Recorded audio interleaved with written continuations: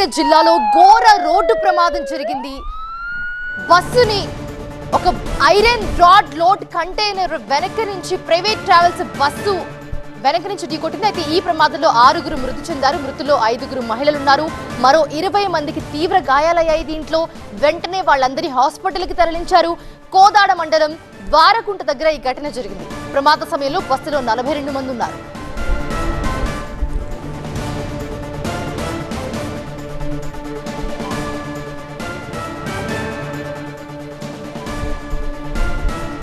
Fresh bus Hyderabad నుంచి ఏలూరు వెళ్తూ ఉండగా ఈ ప్రమాదం జరిగింది.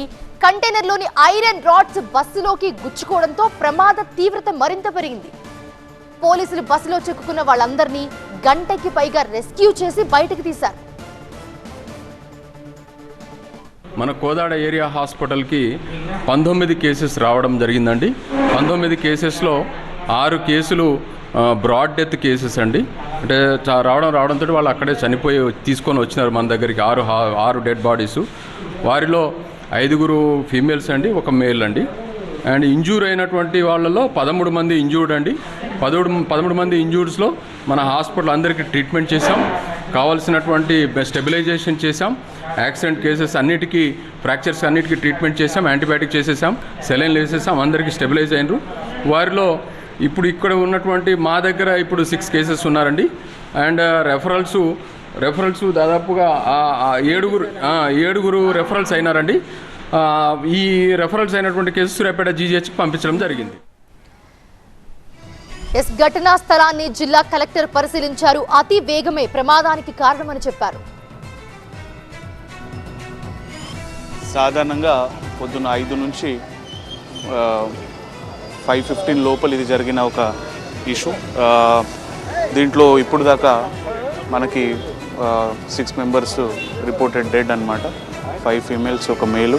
అదేవిధంగా 14 మెంబర్స్ హాస్పిటలైజ్డ్ అయ్యారు. అక్కడ నుంచి కొంతమంది ప్రిలిమినరీ స్టాబిలైజేషన్ ట్రీట్మెంట్ ఇచ్చిన తర్వాత కొంతమంది రెఫరల్ కూడా చేయడం జరిగింది. ప్రస్తుతం ఉన్న సమాచారం ప్రకారంగా ఒక లారీ ఏదైతే ఐరన్ పిల్లర్స్ కానీ ఇది చేసిందో అది ఫస్ట్ ప్రమాదానికి గురి అయింది. అది దారి తప్పించి డివైడర్ మీద పోయిన తర్వాత అక్కడ స్టక్ అయింది.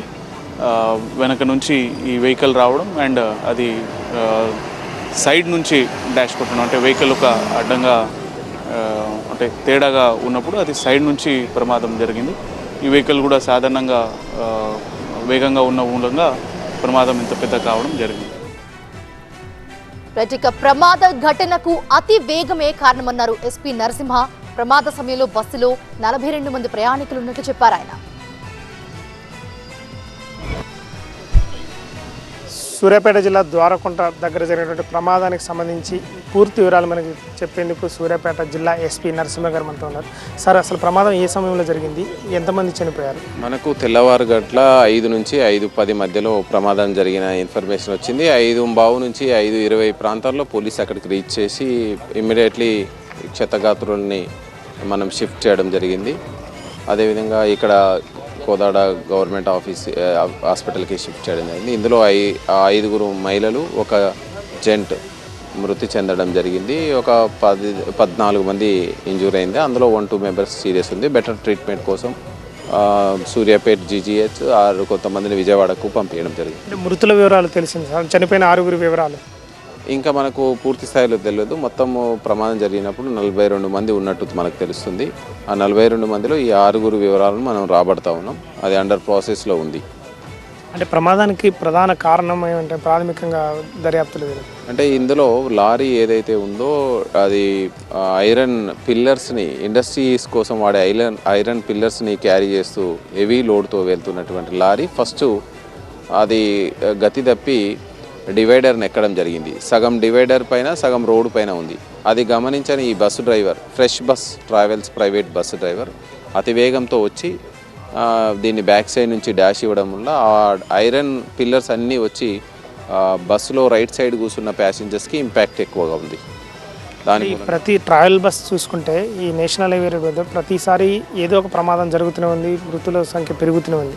ఈ ప్రైవేట్ ట్రావెల్స్ బస్సుకు సంబంధించి మీరు ఎలాంటి కట్టడి ప్రయత్నాలు చేస్తున్నారు, అంటే వారికి ఎలాంటి ఇన్స్ట్రక్షన్స్ ఇస్తున్నారు? ఆల్రెడీ మనము చాలా అవేర్నెస్ ప్రోగ్రామ్స్ పెడతా ఉన్నాం. మితిమీరిన వేగం ఎప్పుడు ప్రమాదమే, అవేర్నెస్ చేస్తూ ఉన్నాం.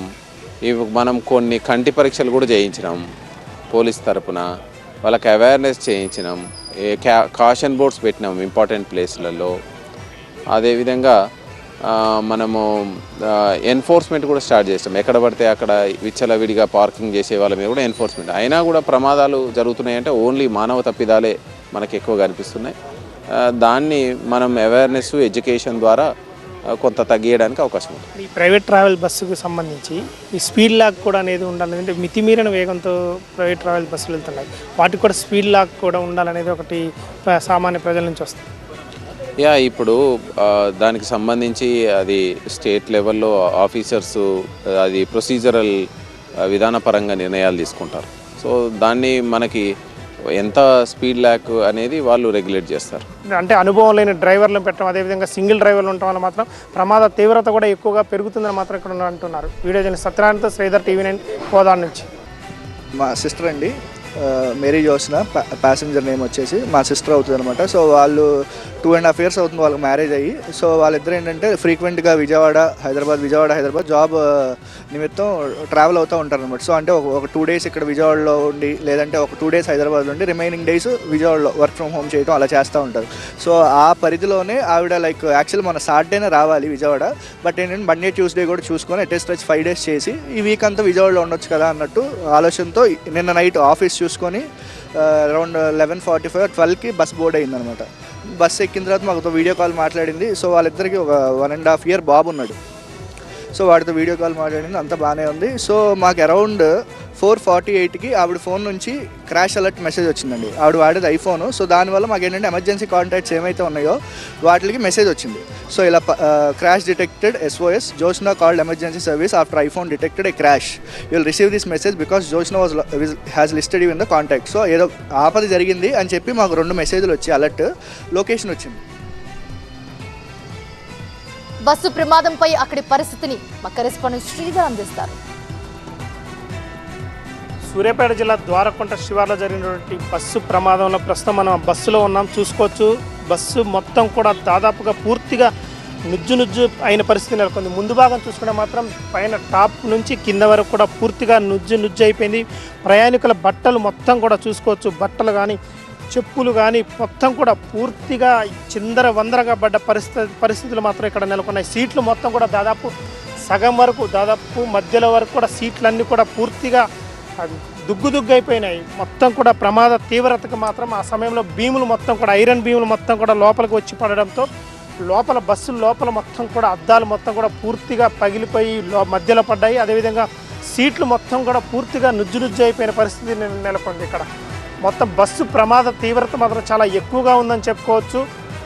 ఆ సమయంలో ఈ ఐరన్ బీమ్ మొత్తం కూడా బస్సు మీద పడడంతో ఇటు లెఫ్ట్ సైడ్ అంటే అద్దం వైపు కూర్చున్న వారి మీద ఆ బీమ్ పడడంతో తల భాగం మొత్తం పూర్తిగా నుజ్జు అయ్యి మెదడు మొత్తం కూడా రోడ్డు మీద ఒక భీతావహ వాతావరణం మాత్రం ఇక్కడ నెలకొందని చెప్పుకోవచ్చు. బస్సు ప్రమాద తీవ్రతను వెంటనే స్థానికులు, ఇక్కడ ఉన్నటువంటి స్థానిక ప్రజలు గుర్తించిన తర్వాత మాత్రం వెంటనే వచ్చి క్షతగాత్రులను బయటికి తీసే ప్రయత్నం చేశారు. కానీ మొత్తం కూడా బస్సు అంతా కూడా స్ట్రక్ అయిపోవడంతో ప్రయాణికులు కూడా బయటికి వచ్చే పరిస్థితి లేకపోయింది. చాలాసేపు కష్టపడి మాత్రం ప్రయాణికులు ఇక్కడ చనిపోయిన వారిని బయటికి తీసి ఆసుపత్రికి తరలించారు. ఇక్కడ ప్రమాదానికి సంబంధించి చూసుకుంటే మాత్రం ప్రధానంగా దీనికి కారణం మాత్రం ఇక్కడ ఐరన్ లోడ్తో వెళ్తున్నటువంటి కంటైనర్ని ఢీకొట్టడంతో బస్సు టాప్ వరకు ఐరన్ ఆ లోడ్ కూడా చాలా ఎత్తులో ఉంది. కరెక్ట్గా బస్సు టాప్ భాగం వరకు తగిలింది. అక్కడ టాప్ భాగం వరకు తగిలింది. ఇట్లా మొత్తం కూడా ఐరన్ లోడ్ తోసుకుంటూ పోవడంతో బస్సు ముందు భాగం మొత్తం కూడా ఇక్కడ ఉన్నటువంటి బస్సు ఆ బాడీ మొత్తం కూడా పూర్తిగా ఇరిగిపోయిన పరిస్థితి నెలకొన్నాయి. డ్రైవర్ సైడ్ చూసుకుంటే మాత్రం పూర్తిగా నజ్జు అయింది. డ్రైవర్ డోర్ దగ్గర నుంచి మొత్తం పూర్తిగా దేని ఆన్మాల్ లేకుండా పోయిన పరిస్థితులు మాత్రం ఇక్కడ నెలకొన్నాయి.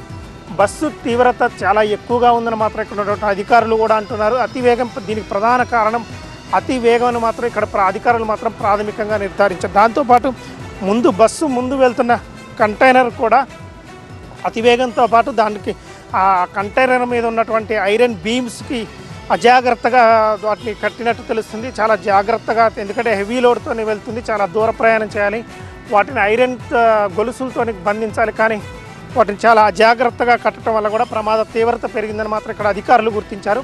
దీనికి సంబంధించి పోలీసులు, సూర్యాపేట కోదాడ పోలీసులు కేసు నమోదు చేశారు.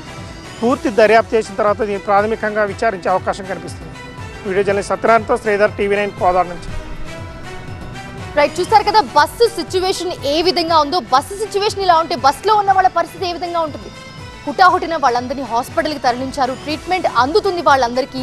సో యాజ్ ఆఫ్ నో హాస్పిటల్లో సిచ్యువేషన్ ఎలా ఉంది, వాళ్ళు ఏం మాట్లాడుతున్నారు, ఈ డీటెయిల్స్ అందించడానికి అక్కడ మా కరెస్పాండెంట్ శ్రీధర్ ఉన్నారు. శ్రీధర్, యాజ్ ఆఫ్ నో అక్కడ సిచ్యువేషన్ ఏంటి? ప్రమాదం నుంచి బయటపడ్డ వాళ్ళు ఏం చెప్తున్నారు ప్రమాదానికి సంబంధించి?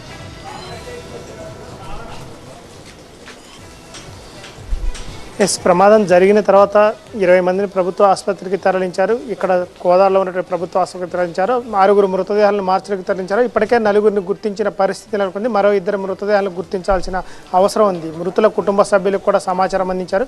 మిగతా గాయపడ్డ వారు చూసుకుంటే మాత్రం కొంతమంది ఇటు ఖమ్మంతో వెళ్ళినట్లు తెలిసింది, కొంతమంది విజయవాడ వెళ్ళారు, మరికొంతమంది సూర్యాపేట ఆసుపత్రికి తరలించినట్టు తెలిసింది. ఇక్కడ ఆసుపత్రిలో చూసుకుంటే మాత్రం ఇక్కడ కోదాడ ఆసుపత్రిలో 2 చికిత్స పొందుతున్నారు. వారి పరిస్థితి కొంత నిలకడగా ఉందని మాత్రం ఇక్కడ ఉన్నటువంటి అధికారులు అంటున్నారు. ఇక్కడ మార్చురీ దగ్గర పరిస్థితి చూసుకుంటే మాత్రం ఒక భీతావహ వాతావరణం నెలకొంది. ఎందుకంటే మొత్తం కూడా కుటుంబ సభ్యులు రోదంతో నిండిపోయింది.